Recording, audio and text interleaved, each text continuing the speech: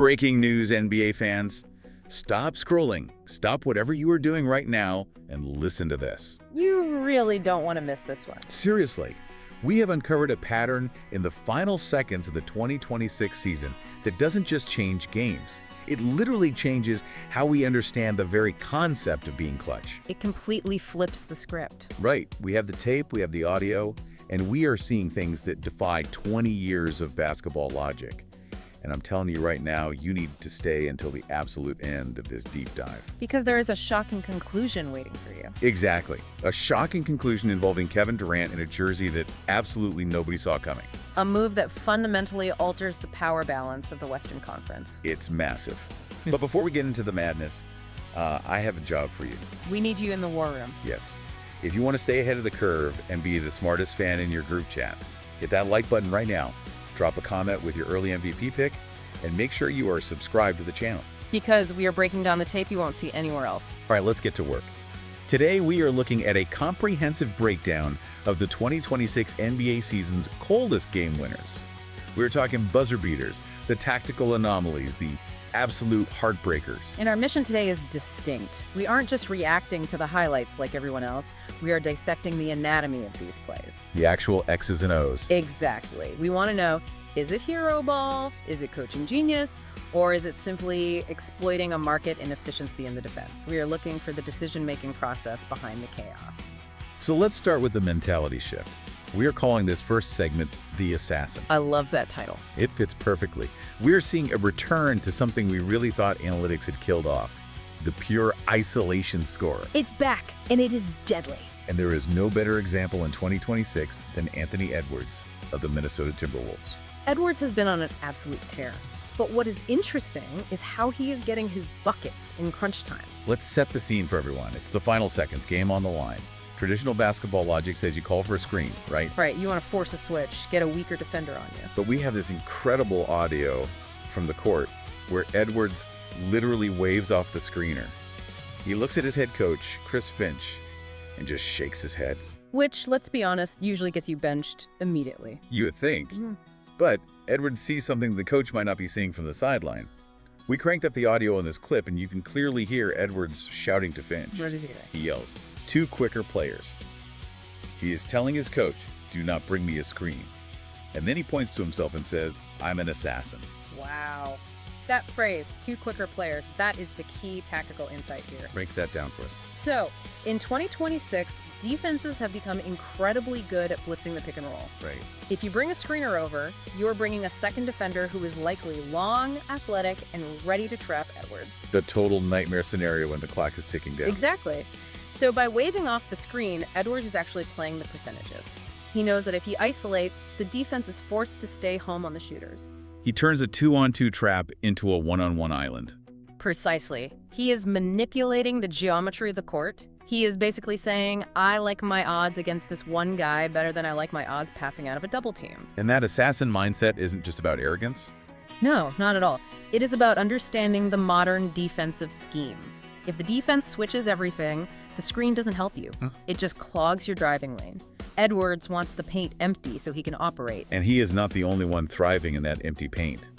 We have to talk about Austin Reeves and the Lakers. Oh man, AR doing what AR does. That's exactly what the report calls it. So Reeves is kind of the flip side of the Edwards coin, wouldn't you say? Yeah, for sure. Edwards is raw, explosive athleticism.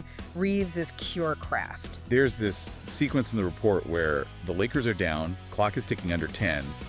The opposing team had just made a huge stop, and they were celebrating. Big mistake. Right. Reeves gets the ball, drives right down the throat of the defense, and hits the winner in the paint. And the source notes that he said, all that celebration they were doing 6 seconds ago, not doing that now. That is the ruthlessness you need in the clutch. But look at the shot selection there. Yeah, he didn't settle for a step-back three. Exactly. In an era where everyone falls in love with the deep ball, Reeves realized the defense was panicked and overprotecting the three-point line. So he drove right into the vacuum. That is high IQ basketball. Taking what the defense gives you, even if it is a contested two-pointer, because you trust your touch around the rim.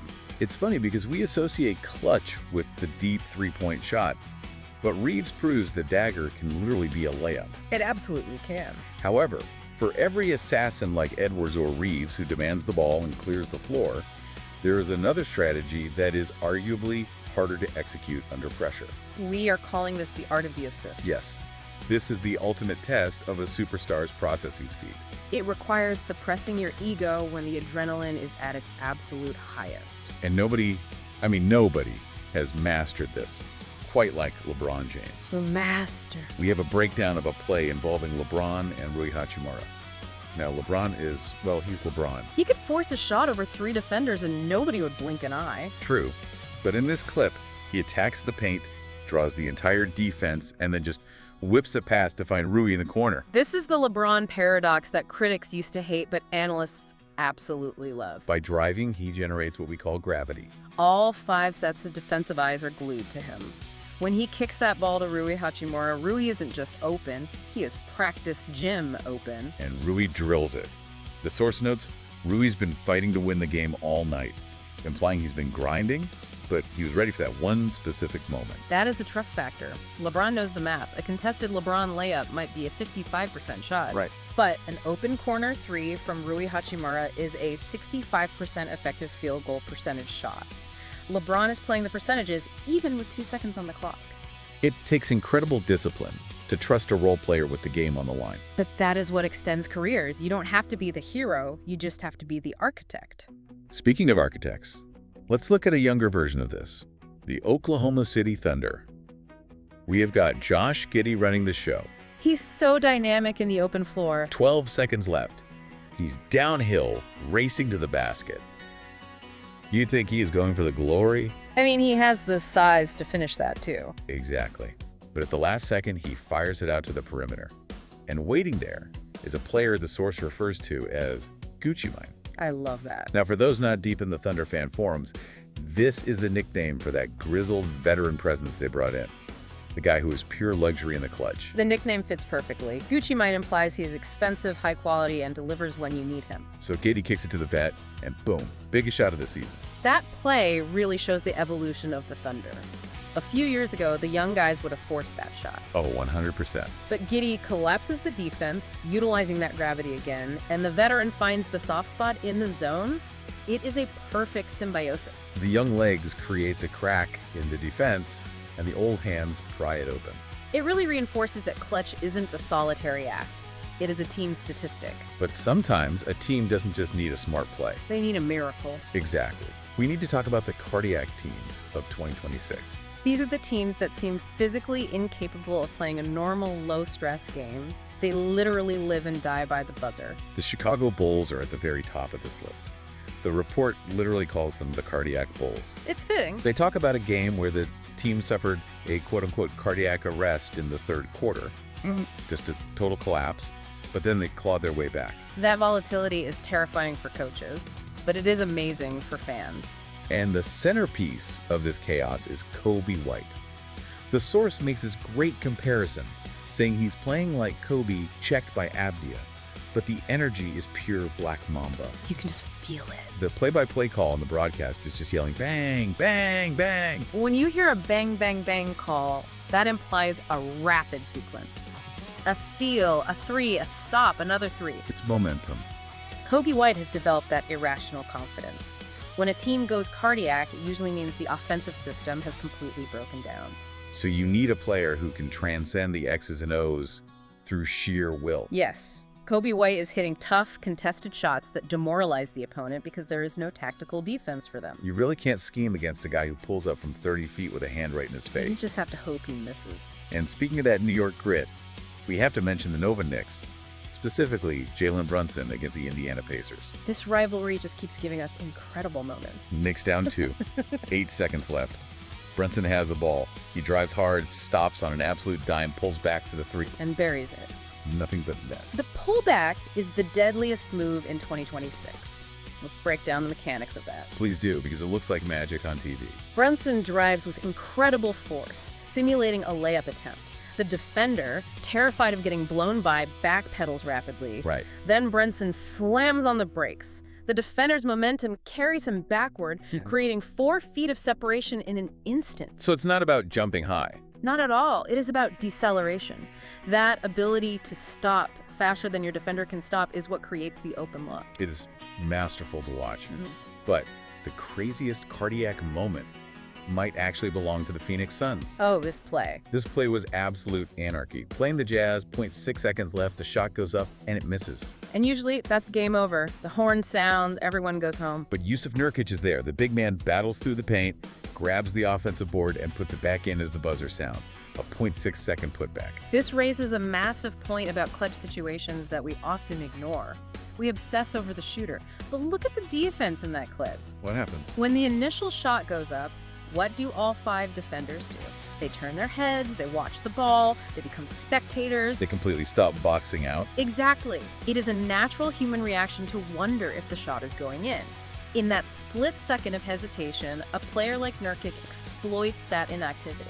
Or Wendell Carter Jr. for the Magic, who had a very similar game-winning putback mentioned in the report. Yes. They aren't watching the ball, they're hunting the rebound. Offensive rebounding in the final seconds is the biggest market inefficiency in the NBA right now. While everyone is watching the arc, the game is won in the trenches. It is the difference between a highlight reel and a win column. And speaking of incredibly slim margins, we have to talk about the masters of the clock. We are talking about games decided by literally the smallest unit of time possible. The dreaded 0.1 seconds. Pascal Siakam, Indiana Pacers. Tie game or down 1.1 seconds on the clock. 17,000 people in the arena are holding their breath. Okay, we need to clarify the rules here because this is where physics literally meets the rule book. Break it down for us. The Trent Tucker rule dictates that with 0.1 seconds left, you cannot catch and shoot. The human brain literally cannot process the catch and the release in 1/10 of a second. The referees will wave it off every time. So Siakam can't actually shoot the ball. No. It has to be a tip. It has to be a volleyball play. The pass has to be perfect, essentially acting as the first half of the shot itself. And he pulls it off. The source says, Pascal Siakam, with 1/10, hits the game winner, and 17,000 go home happy. Imagine the coordination required to just redirect a ball into a hoop while a 7-footer is trying to block you, all in the blink of an eye. It's barely basketball at that point. It's geometry and instinct. It's a miracle play. And then on the other end of the spectrum, you have a shot that wasn't a miracle, it was a statement. Desmond Bane, Grizzlies versus Magic. Yeah. The score is 112 to 112. The tie game. Bane pulls up and hits a buzzer beater. Final score, 115 to 112. The broadcast call was Magic on a Monday night, and the team absolutely mobs him. The psychology of the tie game is fascinating to me. Why is that? Most players are terrified of losing in regulation, so they play conservatively to ensure overtime. Bane went for the kill. Right, he didn't want extra minutes. Taking a three-pointer in a tie game is the ultimate confidence move. If you miss, you still have overtime. But Bane decided, no, we are going home right now. We have seen the assassins, the playmakers, the cardiac kids, and the clock masters. But I promised you something shocking at the top of the show. You did. I promised you a conclusion that changes the 2026 landscape in the West. And honestly, when we reviewed this footage, I had to pause and check the roster updates because I thought I was hallucinating. We are watching these clutch highlights, right? And we get to a clip where the score is 100 to 97. The player hitting the dagger is Kevin Durant. Standard stuff. Right. KD is one of the greatest scorers in history. He rises up over the defender, cash. But look at the uniform. He is wearing a Houston Rockets jersey. Incredible. Kevin Durant hits the game winner for the Houston Rockets. This is seismic.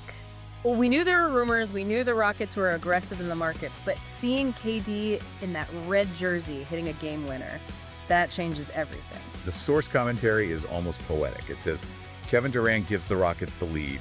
Kevin Durant coming back to fight the hand that most recently fell. Meaning he is probably playing against his old team, the Suns, or maybe even OKC, but he is doing it for Houston. Think about the tactical fit here. The Rockets have spent the last 3 years building this hyper-athletic, young core. They run, they defend, they have endless energy. Well, what was their weakness? Half-court execution in the last 2 minutes. They just didn't have that guy. And now they have the guy.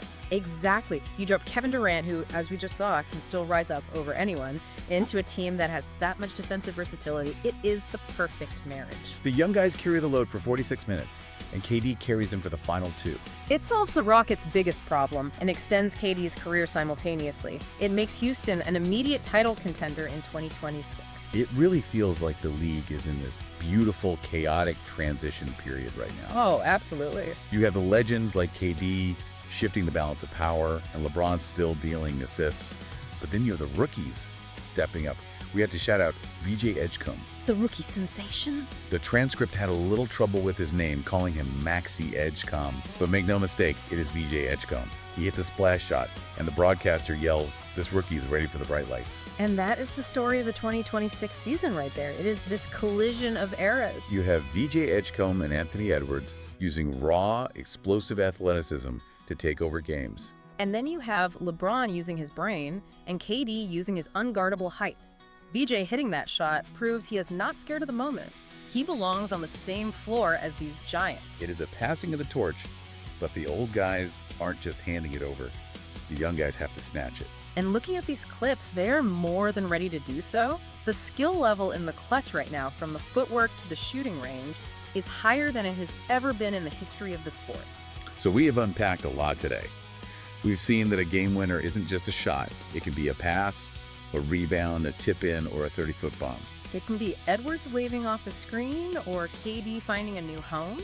I think the big takeaway for me is that clutch is really about adaptability. The best players in 2026 aren't just spamming one move, they are reading the defense. Is it a blitz? Is it a switch? Is everyone ball watching? And they are choosing the specific tool to solve that specific problem. Which leads me to the question I want to leave with our listeners today. We spend hours debating who the MVP is. We usually give it to the guy with the most points. Right. But if the most important moments of the game are being decided by gravity, by LeBron creating an open shot for Rui, or Giddey creating space for the vet, do we need to redefine value? That is the million-dollar question. Is the MVP the guy who takes the shot? Or is the MVP the guy whose mere presence scares the defense into giving up the shot? I love that. Is it the shooter or the gravity? Listeners, I want your takes on this. Drop a comment below right now. Who is your clutch MVP of 2026? And what do you think about KD on the Rockets? Are they a contender or a pretender? I'll be in the comment section for that one. That Rockets debate is going to be incredibly heated. It absolutely will be. Thank you so much for diving deep with us today. We are tracking these patterns all season long, so if you haven't yet, hit that subscribe button. We will see you on the next deep dive.